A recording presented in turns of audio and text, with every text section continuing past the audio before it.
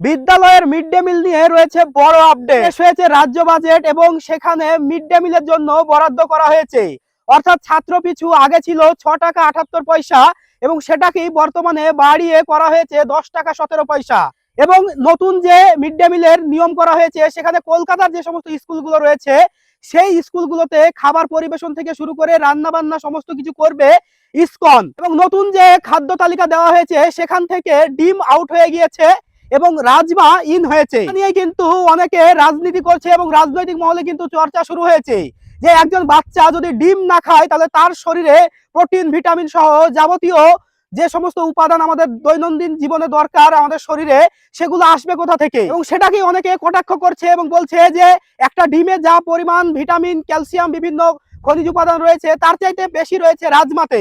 তো বন্ধুরা, সে সমস্ত রাজনৈতিক বিষয়। তো আপনাদের কি মনে হয় যে একজন বাচ্চার পাত থেকে যদি ডিম উধাও হয়ে যায় এবং সেই জায়গায় যদি রাজমা এসে পৌঁছায় তাহলে কতটা উপকার হবে সেই বাচ্চাটির, এবং আসলেই সেই খাবারটি কতটা সুস্বাদু হবে এবং কতটা একজন বাচ্চা উপকারী হবে?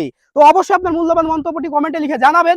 আর ভিডিওটিকে প্রচুর পরিমাণে শেয়ার করে দিয়ে প্রত্যেক বাবা মা সহ সাধারণ নাগরিককে জানিয়ে দিন। আর এইরকমই আর ইনফরমেটিভ ভিডিও পেতে অবশ্যই আমাকে ফলো করে রাখবেন।